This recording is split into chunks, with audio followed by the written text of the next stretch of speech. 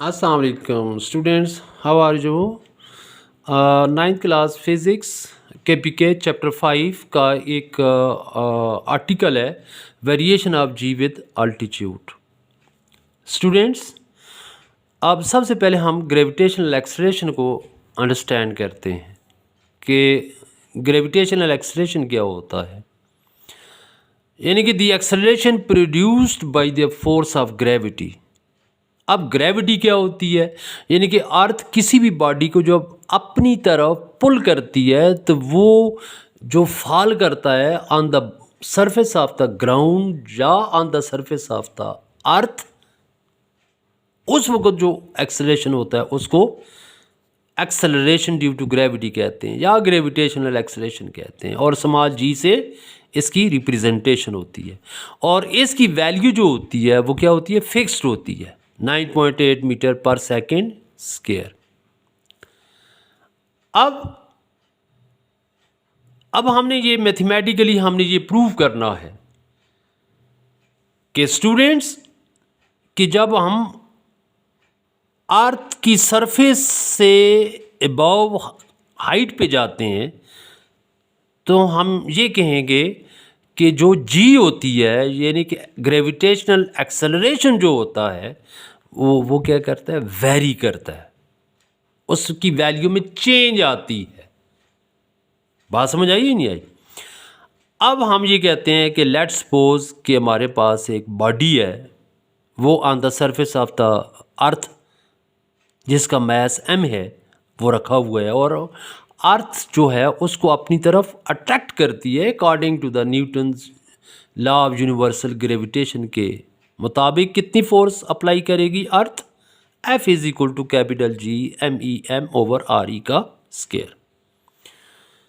अब m क्या चीज़ है? मैस ऑफ ऑब्जेक्ट है जो कि प्लेस किया हुआ है हमने on the surface of the ground, और ME मैस ऑफ अर्थ है।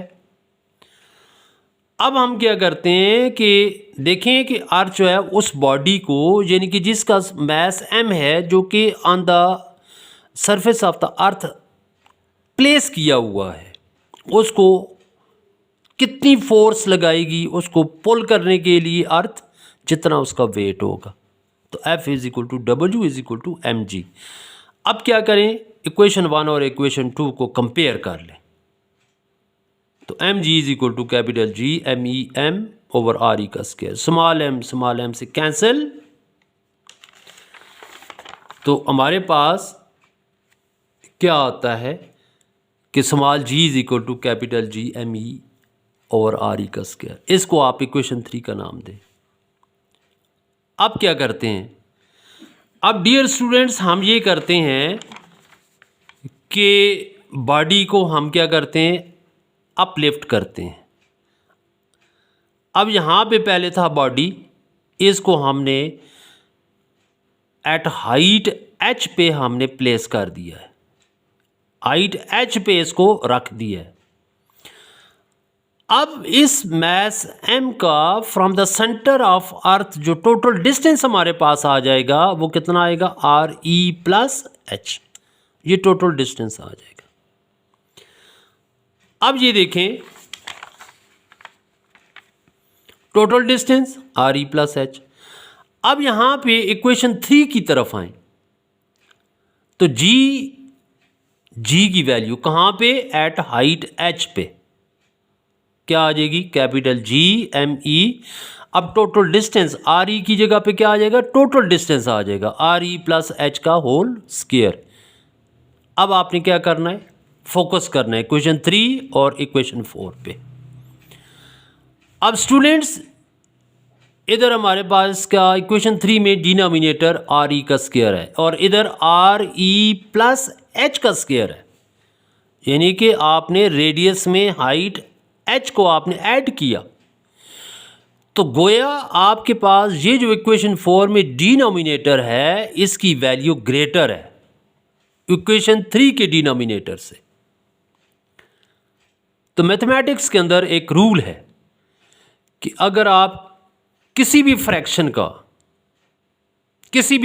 का आप डिनोमिनेटर इंक्रीज करेंगे तो बेसिकली वो फ्रैक्शन की वैल्यू डिक्रीज होगी।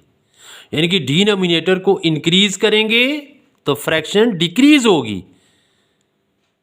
तो इसका मतलब ये हुआ कि जब आपने बॉडी को अपलिफ्ट किया एट हाइट h पे, तो एक्सेलरेशन ड्यू टू ग्रेविटी या ग्रेविटेशनल एक्सेलरेशन जो हुआ वो क्या हुआ, डिक्रीज हुआ। उस एक्सेलरेशन ड्यू टू ग्रेविटी से जो कि किसी भी बॉडी को on the surface of the ground जब आप रखते हैं, बात समझ आई है। यानी कि ये जो जी की वैल्यू है ये कहाँ पे है, जब हाइट 0 होती है ये वैल्यू आती है। लेकिन जब बॉडी को आप हाइट h तक अपलिफ्ट करते हैं तो उसका एक्सेलरेशन ड्यू टू ग्रेविटी जो होता है या ग्रेविटेशनल एक्सेलरेशन जो होता है वो क्या होता है, डिक्रीज होता है। इसका मतलब ये हुआ कि g at height h is equal to 0 is greater than g at height h। अब कंक्लूजन को हम यहां से कंक्लूजन ड्राइव करते हैं और ये कहते हैं कि वैल्यू ऑफ जी जो होती है, ग्रेविटेशनल एक्सेलरेशन जो होता है वो डिक्रीज होता है with the increase in altitude. अब देखें कि अगर हम लेट सपोज ये करते हैं कि अर्थ जो है वो एक परफेक्ट स्फीयर है। अगर अर्थ एक परफेक्ट स्फीयर है तो वैल्यू ऑफ जी जो होगी वो क्या होगी, सेम होगी eight everywhere on the surface of earth. अगर अर्थ जो है वो परफेक्ट की स्फीयर नहीं है तो फिर क्या होगा कि जी की वैल्यू जो होगी वो ग्रेटर होगी कहाँ पे।